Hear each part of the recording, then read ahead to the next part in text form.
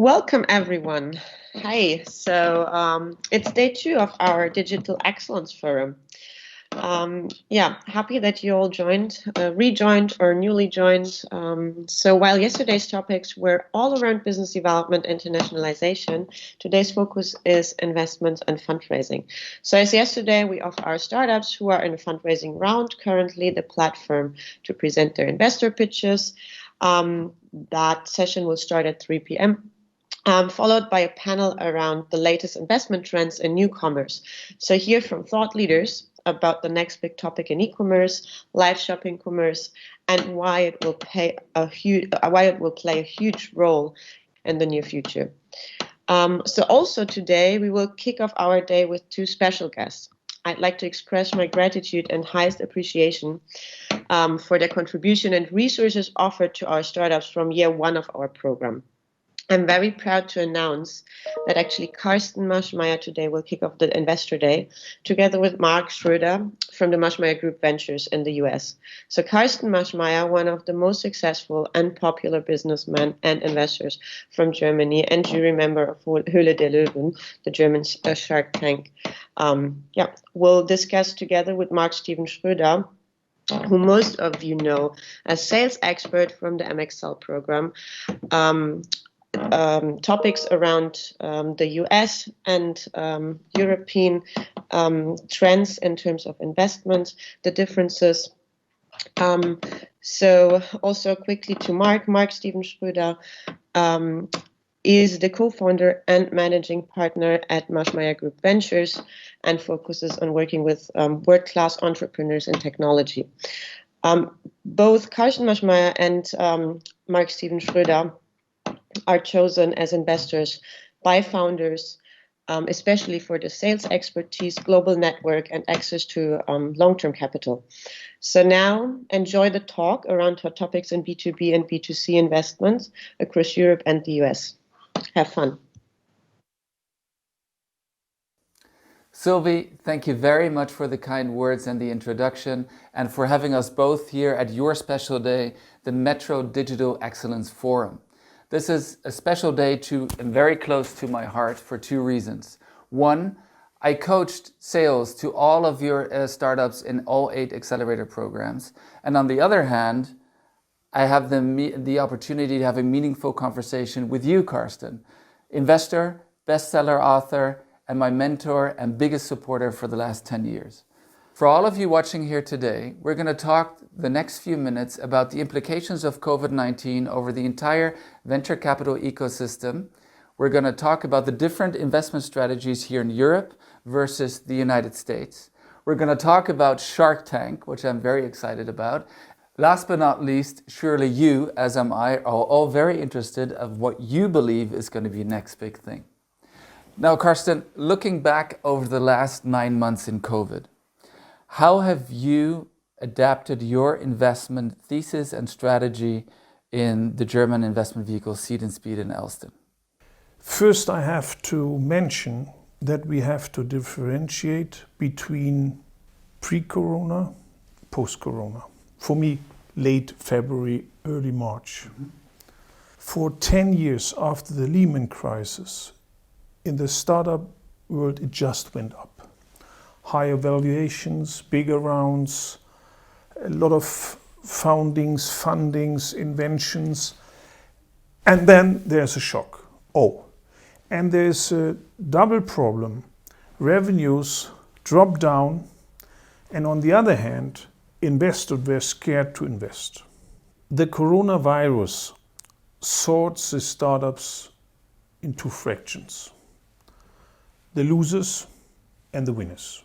We have in our portfolio one big loser, Blacklane, the limousine platform. They had before Corona more than 10 million euro revenues a month, and they crashed down to 1%.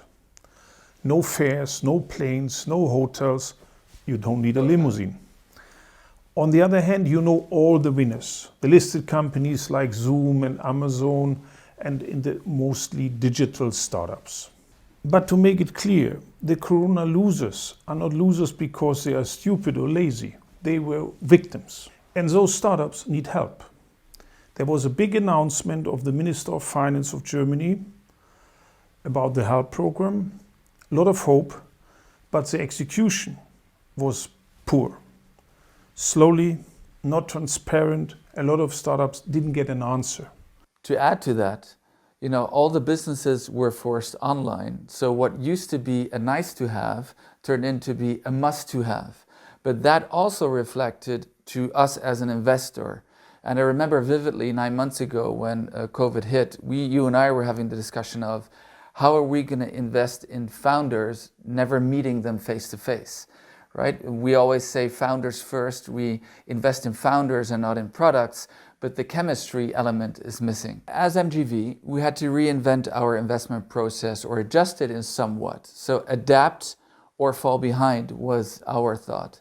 So we adapted that process, as you know, and we did our very first investment in Leap, a platform for insurances for small, medium-sized businesses. And that came through doing several different Zoom calls with the founder, all in all having in mind, are we ever going to do a deal that is purely done online? And there we found that you can bring the home into the Zoom channel as well. That founder was sitting in his garage, and we all remember his daughter walked in from the back. And in that second, he totally lost his focus on us and completely focused on his daughter, which showed us his true spirit, his true character. A real human. A real human was there. And all of a sudden it made click. And we said, yes, we can get to know people even though it's just online. So the process was just adapted to doing more meetings than we had before. Less meetings where all of us are involved, but more one-on-one meetings. And then at the end, a final meeting but together. You save the driving time, yes, or travel time. It's harder to build trust. And trust is the fundament between investors and founders. But when you see him in his home office and you see maybe his library in the background or the kitchen and some children or his wife, it's, on the other hand, a little bit more personal. Correct. You get a look into their home, into their everyday life. So once we finally realized that we can actually do deals, the consequence was that this has actually become our strongest year. We haven't done any year more deals than we've done this year. It's been our strongest vintage. Now, we were extremely lucky that our US portfolio had huge tailwinds because we invested in B2B SaaS and e-commerce. Now, reflecting that back to Europe, do you see any other areas that were heavy on investing here besides B2B SaaS and e-commerce? Of course, contactless, stay at home, B2B, artificial intelligence, SaaS software, cybersecurity, payment, insurtech. That's the focus for us now. And there's another difference. The investors in a Zoom call have the same distance. Whether you are in Munich for an investment in San Francisco, true, or another investor is in Munich, because a Zoom call is a Zoom call. That's a phenomenal point because we see that in the sales of our investments as well. So sales in B2B SaaS in the US is up between 27% and 42%. And one of the ways they were able to reduce their costs is that they can outsource their sales teams. They don't have to hire in the most expensive place in the world, which is San Francisco. They can now have their teams in Arizona, in Colorado, or startups that we know in Israel now can hire still in Israel and don't have to move their teams to New York. It's crystal clear. When you are responsible, let's say, for HR, and there is a software program they want to sell to you, it's all the same whether you are in San Francisco and the salesperson is in San Francisco or in Orlando or in Texas. And that brings me to another point. You can global hire. Your computer scientist must not be in Berlin because your startup is in Berlin. He can be in Tel Aviv or in Brazil. It's all the same. Everything becomes closer. Now, if we put ourselves back into the mindset of March, we did what every other investor did in the world as well. We did a triage with all of our portfolio companies. Now, if I compare what our European colleagues did and what we did in the US, it was vastly different. In Europe, I had the sense of feeling that people sent checklists to their founders. We sent one email with one sentence that said, "How can we help you?" That also reflected to the mindset of the founders. I had the feeling that in the US, the mindset was that I see a crisis as an opportunity and we will rise stronger out of it, in comparison to some of the mindsets that we saw here, which was, oh my God, a crisis, things are going to change, I want to cling on and hold on to what we know. That brings me to an idea. If you take the word challenge and you get rid of the 3 letters in the middle, you have the word change. And the change is a chance for the startup. And looking at the chance for the startup, what pattern did you see among your best performing founders here? What made them so special to get through these 9 months? First, mentality, positive mindset, courage, stamina. On the other hand, to differentiate between nice to have and must have. If you lose revenues, you have to find other revenues, additional revenues, other revenues, and the best founders did it like this. And there are bad circumstances. And that brings me to another example. If you take the word reaction and you change the C in the middle to the beginning, it's creation. And now it's a time of creativity. You have to think, what can I do? How can I reduce costs? How can I get help, financial help from the state programs? How can I create different revenues? How can I keep my core customers? It's a good time to keep in touch with the core customers, not to make revenue, not to make upselling or cross-selling, just to be there. And one special message for the founders who are watching us. The times are challenging. The wind is blowing in your face. For some of you, it's raining. Imagine you are a runner. Even in times with headwind, there will always be somebody who will win the gold medal. Not in the best time, not with a new track record, but better than the others. Even in a temporary shrinking market, you can increase your market share in relation to your competitors. Success is not what is around you. Success is what you make of it. Carsten, you have many different investment vehicles, among which 2 investment vehicles for startups here in Europe, Seed and Speed and Alston Capital. Can you explain to our viewers what the difference is between the 2? Seed and Speed is headquartered in Berlin. We are investing pre-seed and seed, average ticket size 400,000, smallest was 50,000, the biggest was 1 million. Alexander Kolpin leads the team. We are 8 professionals and investing in promising very young startups and their founders. And here in my hometown Munich, Alston Capital, our growth fund. I manage the fund with my 3 partners, Clemens, Lukas, Noel. We have in total 37 LPs, celebrities, foundations, big corporates, high net worth individuals and family offices. The most popular startups in our portfolio are Stokart, Neodigital, Usercentrics, Nect, and they have all in common. We are convinced of the power of the founders and of course of the business models. But for the outsiders here listening in, you can realize that you can actually follow a startup through their entire fundraising life cycle with your early stage investment vehicle, Seed and Speed, and the growth stage. Yes, and in the Maschmeyer group, we have an additional fund, Paladin, just for listed companies. So we can do from pre-seed to IPO. And we can go globally as well, Yes. because we have Maschmeyer Group Ventures in San Francisco, which we both set up in August of 2017, focusing on early stage companies in North America, South America, and Israel. Our average check size there for you is 250K, and then we follow on in our most promising startups. Now, the question that we always get to be asked is, what were the differences or the unique learnings that we had setting up that vehicle in San Francisco?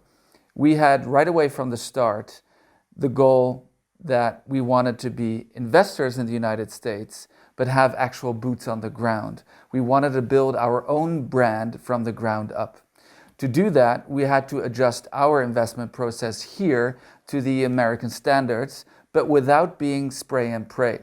So now we're able to invest in a startup from first meeting all the way till money in the bank within 4 weeks. That is fast, but still it's not spray and pray, because our goal is to build up a substantial track record to then raise our own fund in the United States and to become a known and respectable US investor. Across all 3 funds, we have crystal clear requirements. I will tell you a story. One day in California, a co-investor asked me, Carsten, what is for you the most important KPI? And I answered, let me look into your eye. The eye of the founder. Is there hunger, excitement, optimism, courage? And we take care about the priorities. For me, the most important priority is HR. We have a saying, you are who you hire. The difference between a good startup and an outstanding startup are the people. Not the furnitures, not the office space, the people.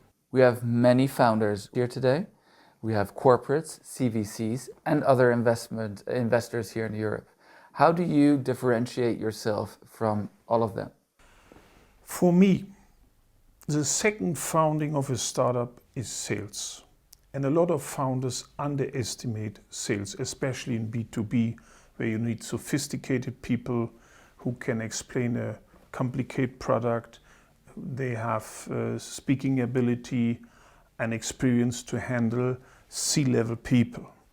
Of course, our viewers want to know what is sales support. Let's take a startup where 5 salespeople are.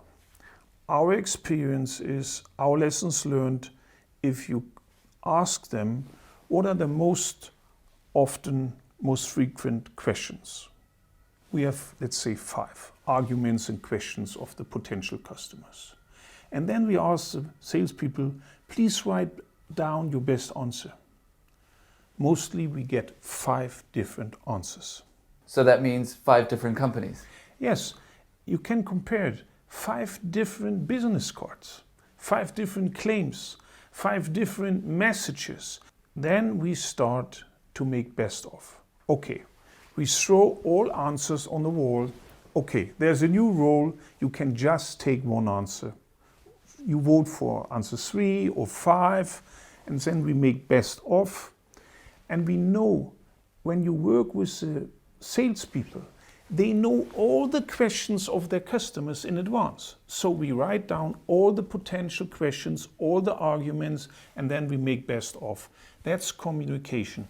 That's also for calls, for webinar and face-to-face meetings. And for us, it's communication. The same we do when they talk to the press. We play the journalists. Yeah, we simulate the questions, same job interviews. You can make a job interview or a job interview with excitement. So for us, communication is you have to sell to customers, to journalists, to investors, to applicants, and to your team. We took the essence of that and copied it to the United States as well, because there, surprise, the founders need the same support, the same mentoring. When you started to offer sales support in the US, I thought it was not necessary because they are so much better than in Germany.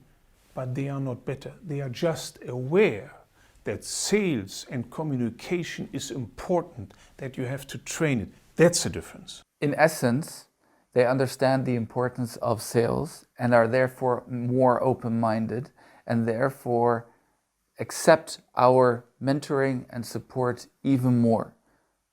And this is your success reason in the US, because founders know founders and they appreciate especially the sales support. Now we come to a personally I find very exciting part. My wife and I watch it religiously every Monday on Vox. Shark Tank, Hütte der Löwen. You've been on it now for the last 6 seasons. When we watch that, we always see the negotiations on valuations right there in that second. How do you, in that short period of time, without being able to do due diligence, without asking all the questions that we always ask, how do you, sitting there, making an in-the-moment decision without the normal due diligence process that we have, how do you make the judgment call that that valuation is correct? Indeed, it's a big difference to the normal investment life. No preparations, we are surprised, we don't know the founders, we don't know the business model, we can't compare with competitors. And valuation is a very important thing. And it's also hard for the founders. If it's a totally new business model, a totally brand new product, and you can't compare it, you have not revenues until now, it's very hard. And then sometimes I start to laugh when I hear it. Carsten and all lines, look, there are 80 million people in Germany. Every second has a TV at home. When you take the 40 millions and just 10% will buy our, that's for shit. Second idea, what's the reason for the valuation? Yeah, we said what we need and how much percentage we want to keep. That's a crazy calculation. It's easier for all, for the investors and for the founders in the Hütte der Löwen, when they have already revenues. Revenues last year, this year, what is forecast for next year, which EBIT, that's easier. Or you can compare it with companies who have similar products. All right, but you have their opinion, you have your opinion. How do you compromise? It's like in real life, it's a negotiation process. Sometimes I have the feeling they know that we decrease the valuation, so they put it on top in advance, right? And it's also a question, are you the only one who wants to invest? Then you have better chances to decrease the valuation. And sometimes the pitch changed. If 3 lions want to invest, then we can't decrease the valuation. We have to offer added value, and so it's like in real life. Looking back at the last 10 years of your life, the 10 years that we have been working together, investing in Europe, investing in the United States, in South America, in Israel, investing through your 3 investment vehicles and in Shark Tank. Summing everything up, what do you believe makes a successful startup? The basic is a level of innovation. Is it a copycat or really a new thing? Something must be easier, cheaper, more healthier than before. Then it's very important the team. Is it a complementary team? Because I don't think that a one-person show, that a one single person fits all requirements. And then the hiring of the team, that's so important. HR is so important, and the sales, marketing. For me, I have always the question, if I see a founding team or a founder, would I buy the product? Would I go in a waiting line?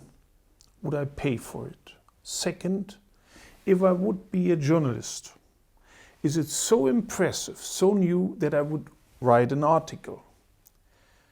Next thing, would I work for them? Yeah? Do I have fun to work with those people? And the last thing, would I invest? That's my job. Carsten, let's be honest.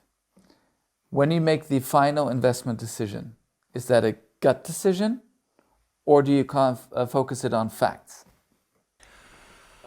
When I'm alone in die Hülle der Löwen, it's of course a gut decision.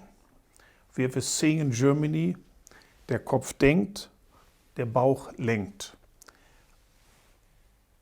For me, the most important question is, would I have fun to meet the founder tomorrow morning? Would I stand up earlier to meet him or to work with him longer? Or, yeah, okay, we are invested.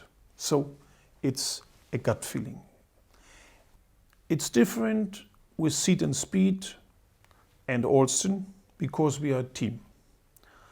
In the team, we have specialists for the market, for the competitors, for legal, tech, financial due diligence. And I have the role, are they the right founders? Self-reflection, open-minded for advice. Are they hungry? If there are problems, would they work the whole night through and the whole weekend or run away and next bar and some whiskeys? That's my part. The founders are the material to build a great company. That's music in my ears because remember the very first founder discussion that we had in our brand new office in San Francisco. When those two founders left, the whole team looked at themselves and said, oh, we don't like him, right? It's all about the gut instinct as well. Do I want to work with this person? Do I, at the end of the day, will I go the extra mile for him? Yes or no? And that, of course, reflects to character of the founder, how he will treat his team, how he motivate his team, and how he'll lead his team. And all people ask the same question. Applicants, do I like this person? Do I want to work for him? Exactly. The team, the existing team, they have offers from other companies. And then, do I like my boss? Do I want to stay? And the same with customers, cooperation partners, journalists, and with us as the investors. This wouldn't be a fireside chat without quick questions and quick answers. Don't think about it. What is your biggest regret? What startup do you not invest in? Hippo and Lemonade. What do you believe are going to be the 3 sectors where we will find the next big thing? Future work, deep tech, B2B SaaS. So, we've scratched the surface on the most pressing topics of how COVID-19 changed our entire investment process throughout this year. We talked about Shark Tank. And if any of you have any further questions to each and one of us, please reach out to us individually. And now we're looking forward to the most important part of this day, which is you founders, the investor demo pitch, and the 2 of us will be pressing both thumbs that you will be successful. Good luck, startup.